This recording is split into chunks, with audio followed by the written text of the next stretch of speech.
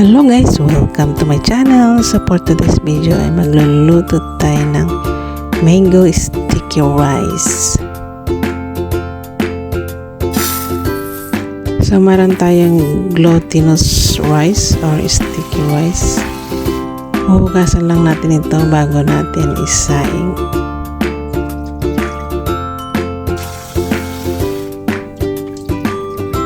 So magluto tayo ng 2 cups.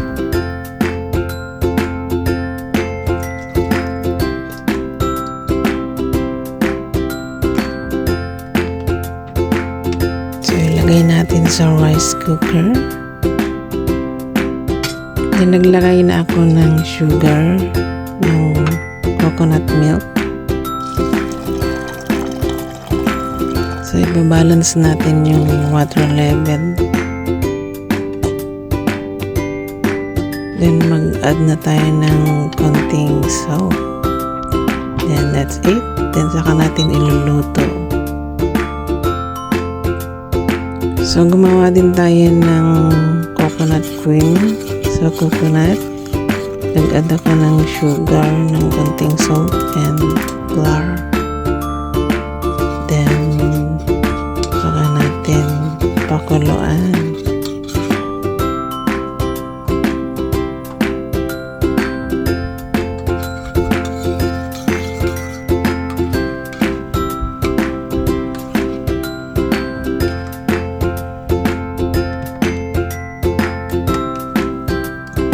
So after cook, haluin natin para lalong umalsa pa.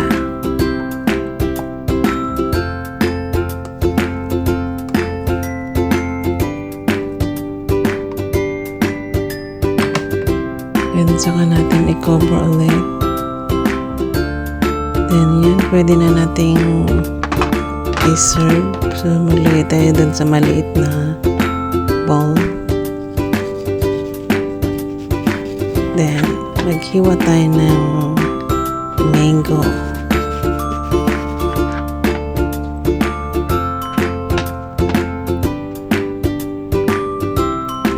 So, yan. Lagyan lang natin ng isa tayo. So, pwedeng tanggalin yung balat o pwede rin ganyan na lang. Let's eat! Yan. Napakaganda. So, ilagay lang natin beside the sticky rice. Then, ilagay na natin yung cream coconut on top of the sticky rice. So, yan guys. Ganyan lang kasimple.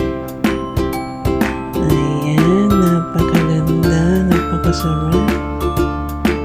So, madaling gawin yan. Masarap na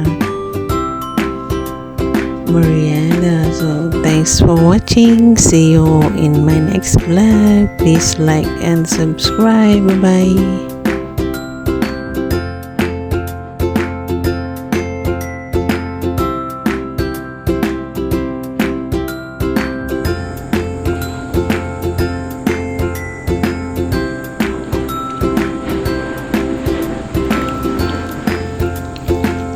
Sarap.